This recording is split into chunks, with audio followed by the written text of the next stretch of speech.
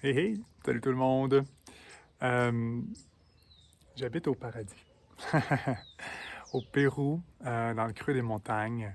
C'est tellement un bel endroit. Je suis ici pour quelques mois. Ça fait 1 an que je suis parti du Canada.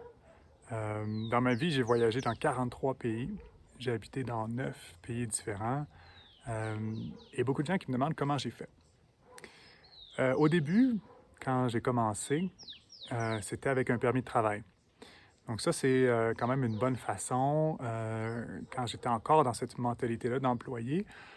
Puis plusieurs pays permettent jusqu'à l'âge de 30 ans ou 35 ans d'avoir un permis de travail pour faire des échanges. C'est un permis d'1 an ou 2. Donc ça, c'est des trucs assez faciles à obtenir d'habitude, surtout pour les Canadiens, parce qu'il y a beaucoup de gens qui veulent venir au Canada. Puis comme il y a moins de population au Canada que dans d'autres pays, c'est beaucoup plus facile pour les Canadiens de le faire, règle générale. Donc c'est ça, c'est comme ça que j'ai commencé. Je suis allé vivre 1 an en Écosse. J'avais un permis de travail, j'avais des économies. J'avais comme 5 000 $ pour partir. Je me suis trouvé mon emploi en 2 semaines seulement. Ça a été vraiment génial. Je cherchais des emplois en restauration, en hôtellerie, hein. C'était ça mon expérience avant, à 19 ans. Par contre, j'ai trouvé un emploi en informatique. Ils cherchaient des gens qui parlaient toutes sortes de langues européennes. Donc moi, juste avec le français, ben, j'ai eu cet emploi-là chez IBM dans un centre d'appel.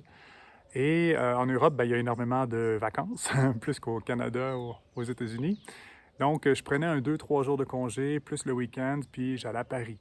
Le mois suivant, j'allais à Rome. Le mois suivant, à Munich. Donc, j'ai fait ça toute l'année. Et j'ai terminé la fin de l'année avec un voyage en Afrique pendant 6 semaines avec mes économies. Donc ça a été mon premier voyage qui m'a donné la piqûre pour vraiment continuer à vouloir vivre ce mode de vie-là. Et c'est intéressant parce qu'il y a quelques mois, j'habitais au Mexique et j'ai un ami qui est venu me voir aussi pendant 1 semaine. Et lui aussi, ce que ça a fait, c'est que ça lui a vraiment donné la piqûre. Ça lui a donné le goût de vivre ce mode de vie-là plus qu'1 semaine. Fait que moi, c'est vraiment ce que je conseille. La première chose à faire, avant de penser à... Ben, c'est correct de planifier quand même un peu son voyage, mais avant de trop penser ou d'avoir complètement établi sa source de revenus en ligne, juste commencer par partir au moins quelques semaines, d'essayer de prolonger un peu plus son voyage, puis d'expérimenter c'est quoi la vie de nomade. Parce que c'est pas le même genre de voyage que des vacances. Beaucoup de gens, je le remarque, il y a une grosse différence. Mes amis qui viennent ici en vacances ne sont pas du tout dans le même état d'esprit que moi. Moi, je fais beaucoup moins d'attractions touristiques que quand j'ai commencé à voyager. Quand j'ai commencé, je faisais une ville en 3, 4, 5 jours, puis ensuite, je changeais d'endroit. Je visitais beaucoup de choses. Maintenant, je reste dans une ville pendant 3 mois, 5 mois. C'est ça que j'aime, c'est de connaître les gens, d'avoir mes petits cafés où est-ce que j'aime aller travailler, mes restos, d'avoir les endroits où est-ce que je sais aussi que l'Internet fonctionne bien. Donc, c'est ça maintenant que j'aime le plus quand je voyage. Donc, première chose, comme je disais, c'est vraiment de partir. Partir, d'essayer de partir un peu plus longtemps, puis de partir dans un mode d'esprit de travailleur nomade.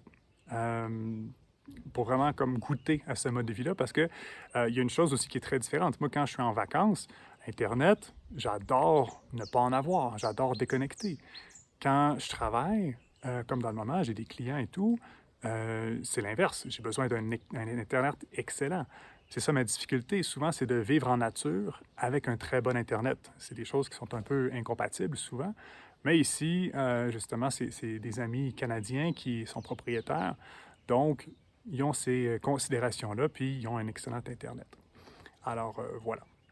Donc, c'est comme ça que j'ai commencé, tout simplement avec un permis de travail. Je vais mettre, il y a un site web, je vais mettre le lien en dessous de la vidéo, c'est swap.ca,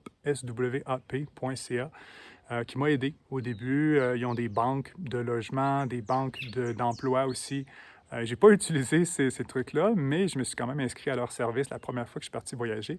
Puis ça m'a quand même beaucoup aidé. Fait que je pense que pour une première fois, quelqu'un qui est moins habitué de voyager, ça peut être très bien.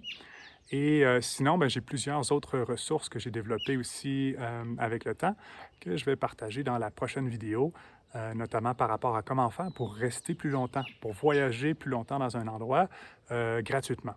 Donc voilà, à bientôt.